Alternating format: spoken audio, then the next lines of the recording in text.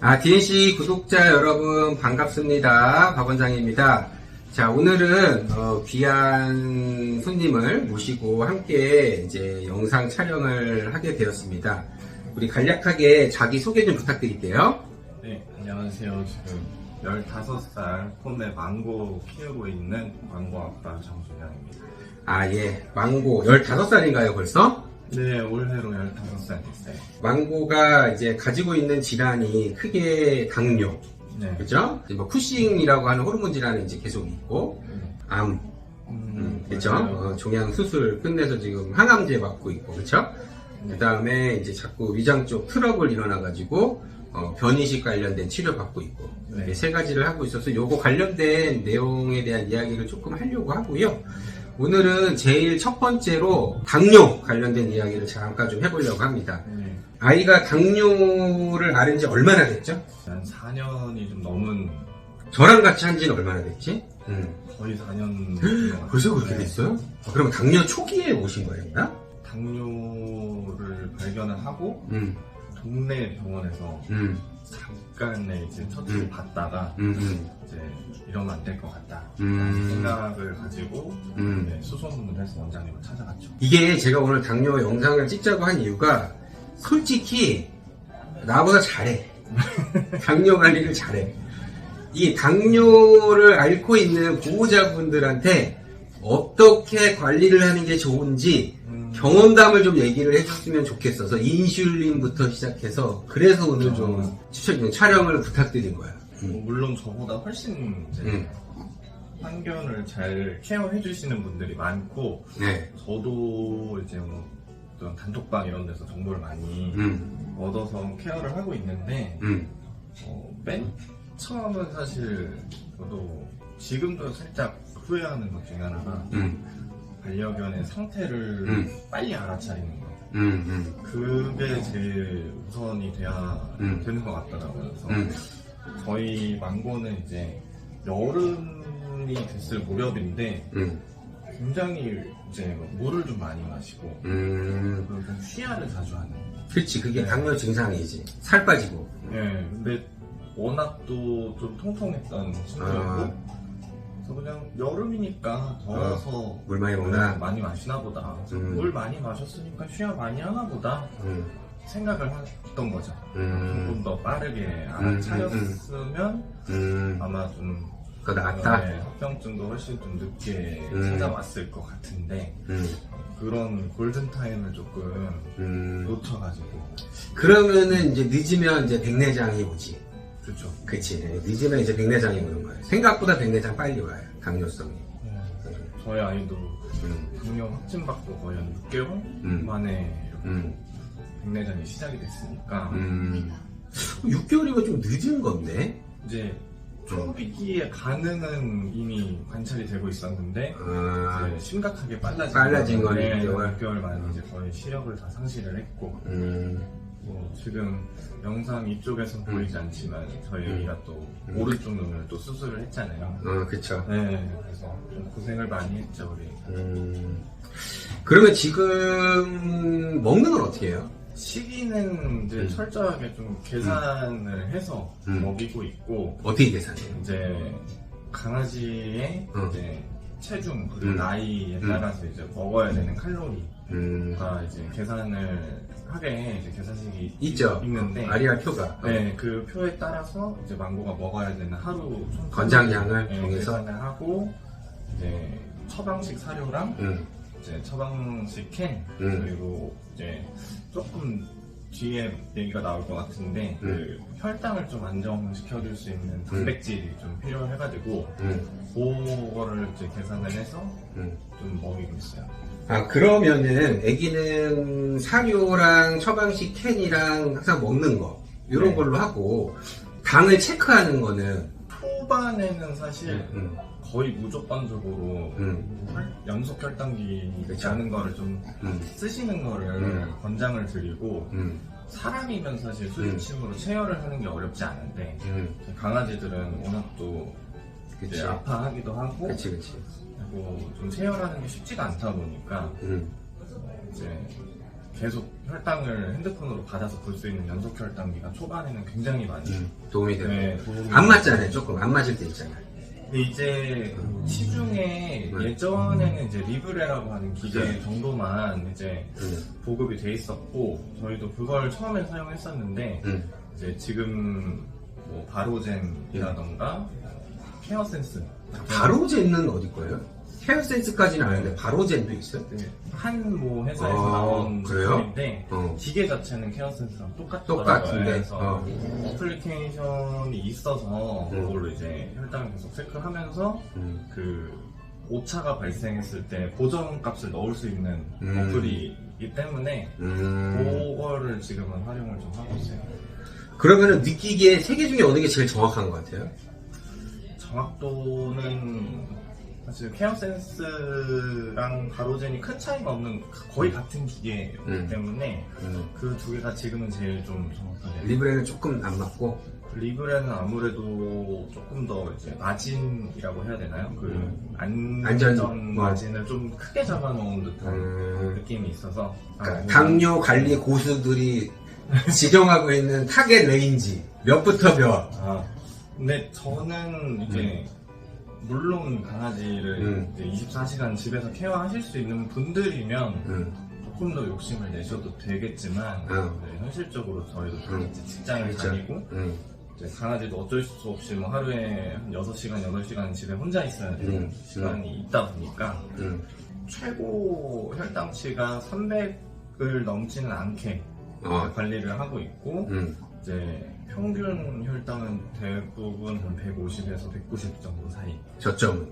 저점 같은 경우는 망고가 생각보다는 그 저혈당에 대한 반응이 크지 않은 편이라 저희는 한 60에서 70 정도까지는 제일 이상적이네요. 네, 크게 어떤 처치를 하지 않고 좀 지켜볼 수 있는 단계는 와 있어요. 사용하고 있는 인슐린은 N만 쓰고 있는 거예요? 아니면 초단 시효성, 뭐 극초단 다 쓰는 거예요 지금? 이게 처음에는 아마 보호자분들께서 그 강아지의 혈당이 이제 병원에서 처치를 시작해도 보통 500, 600 이런 식으로 많이 높게 진행이 되기 때문에 저희도 이제 초반 당뇨를 케어할 때는 이제 뭐 속효성이나 초속효성 인슐린에 대해서도 많은 좀 공부를 했고 실제로 사용도 좀 했었거든요. 근데 어느 정도 이제 인슐린을 쓰는 타이밍이나 그리고 시기 반응에 따라서 써야 되는 인슐린 양 이런 것들이 조금 경험적으로 좀 쌓이다 보면 이제 아무래도 그냥 중간형 인슐린으로만으로도 돼요? 충분한 케어를 하실 수가 있을 거예요. 백내장에 대한 최대한 늦춰보고자 혈당에 대한 욕심을 처음에 많이 냈었고 그래서 이제 정말 타이트하게 관리할 때는 뭐 이제 80에서 150 그 수준을 계속 유지하려고 했었거든요. 근데 그럴 때 썼던 게 이제 초속 인슐린. 초속 제품 뭐였죠? 초속이? 노보레피드 같은 이제 초속효성 인슐린인데 그거는 저희도 이제 되게 어렵게 수정을 해서 그러니까 이제 구했는데 사실 이제 병원에서는 잘 처방을 해주지 쓸 일이 없어요. 쓸 일이 병원에서 쓸 일이 없어. 응급한 상황이 사실 쓰면 안 되는 응급해도 뭐 레귤러로 다 되니까. 그래서 굳이 보호자분들께서는 그 아기 혈당을 위해서 위험한 인슐린은 좀 안 쓰시는 게 좋다 같다고 생각이 좀 들어요. 처음에 이런 정보나 이런 것들은 어디서 많이 얻으셨어요? 보통 이제 동네 병원이나 이런 데서는 이제 정보가 굉장히 제한적이고 편견을 이제 다뤄보신 케이스가 많이 없다 보니까 저희는 이제 인터넷에 굉장히 처음에 의지를 하다가 카페, 당뇨병원을 케어하시는 분들의 단톡방 같은 게 있어요. 그래서 카땡땡 뭐 이런 오픈 톡방 이런 거? 오픈 톡방 같은 데서 강아지 당뇨 뭐 이렇게 하면 나와요? 네, 보통 그렇게. 강아지 당뇨요? 뭐 알려진 카페 중에서는 당세기라는 것이 제일 유명한데 당세기라고 이제 검색하면 바로 아마 나올 텐데 거기서 아직도 좀 열심히 하시는 분들도 계시고 그래서 무지개 다리를 건넌 후에도 계속 활동해 계속 주시고. 좀 활동해 주시는 분들이 계셔가지고 처음에는 거기서 좀 도움을 많이 얻었던 것 같아요. 그러니까 저도 뭐 실은 제가 수의사로서 그 당뇨 이런 치료나 이런 관리를 하지만 좀 집중을 하는 것 중에 하나는 큰 가지를 보고 크게 이제 가려고 노력을 하는 건데, 그러다 보니까 이 막 디테일하게 아이들의 뭐 어떤 친구는 어떤 걸 먹으면은 당이 오르고 이런 게 다 조금씩 다르잖아요. 그렇죠. 반응성이 다 다르잖아. 그래서 그런 것들을 보호자분들이 자기 아이는 더 잘 알더라고. 아무래도 더 잘 알아. 그럴 수밖에 네. 없는 게 네.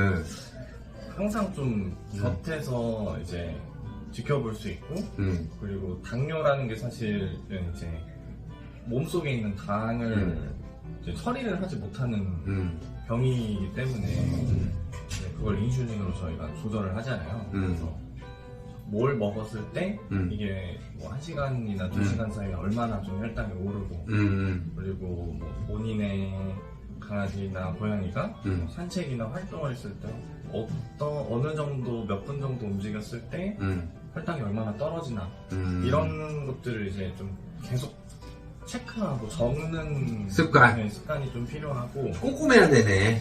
원래 꼼꼼하시죠? 응.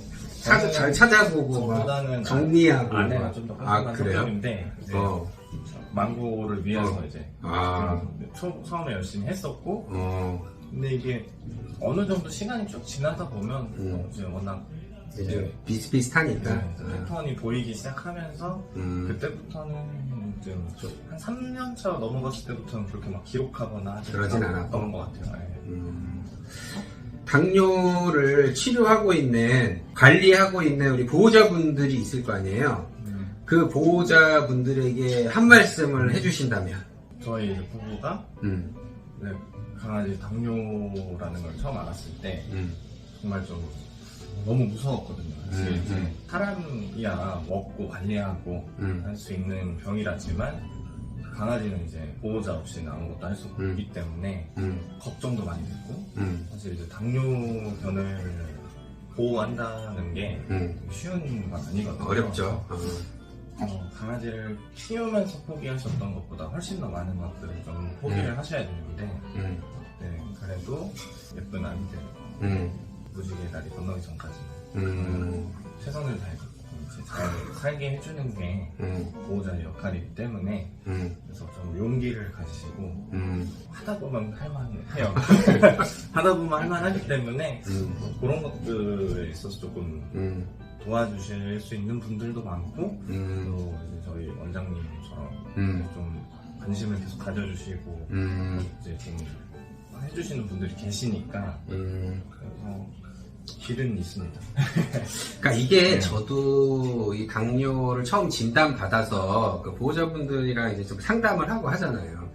이제 거기서 이제 두 가지 생각이 드는데, 첫 번째는 어느 선까지의 관리를 보호자분한테 책임을 지어줄 것이냐.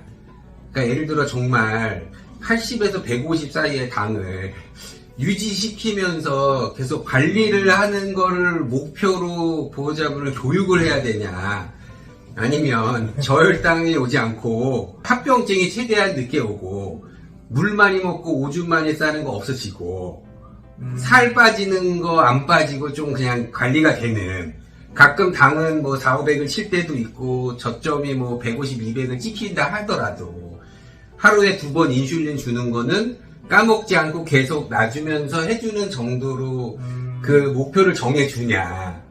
요게 저는 진료를 할 때 제일 어려운 부분이고, 왜냐하면은 막 이렇게 해야 돼요 했는데 안 하면 되게 죄책감이 들 거고, 그죠? 근데 내가 상황상 못 할 수도 있잖아요. 이런 게. 맞아요. 인슐린 주는 것만으로도 먹을 수 있는데.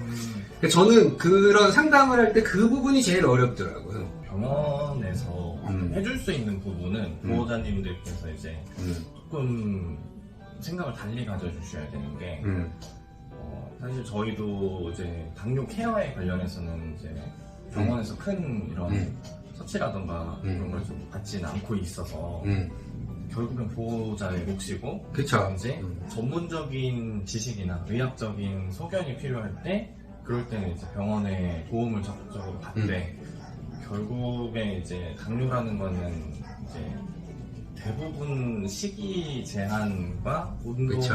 그런 것들로 이제 케어를 맞아. 해야 되는 만성 질환이기 때문에 좀 더 욕심을 가지시는 건 보호자의 몫이다. 그러니까 그 결정은 네. 그냥 정해서 보호자분이 해야 된다.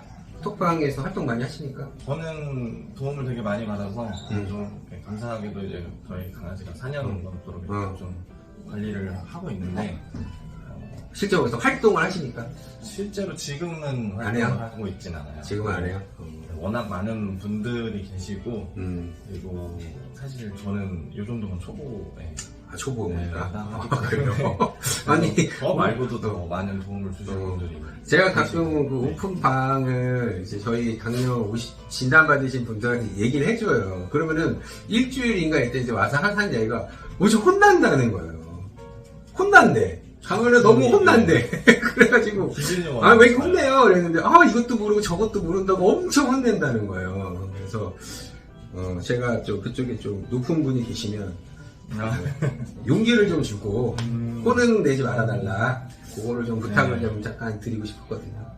근데 그게 약간의 충격 요법 충격 요법. 그거라고 생각을 해주시면 돼요. 왜냐면 이제 실제로 많은 보호자들이 그 카페에 가입해서 처음에 이런 도움을 받으시다가도 정확하지 않은 부정확한 그런 민간 요법이나 많지. 네, 엄청 많죠. 잘못된 처치법 혹은 뭐 어떤 음식이 어디에 맞아. 하는 카더라. 네, 그런 것들을 가지고 좀 아이를 위험에 빠뜨리시는 경우도 실제로 있었고 그래서 굉장히 타이트한 기준을 잡고 시기 같은 경우도 사실 강아지들이나 고양이들도 간식 먹는 거 되게 좋아하잖아요.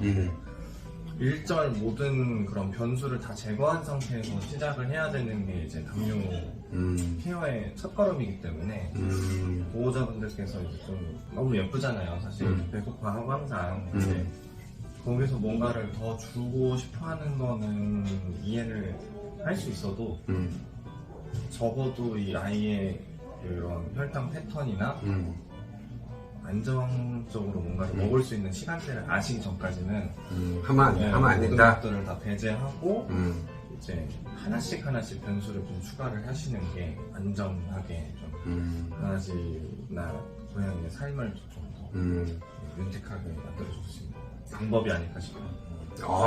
얘기를 이렇게 하면서 듣다 보니까 꽤 타이트해요. 나중에 이제 애기 나셔도 오셔. 그쵸?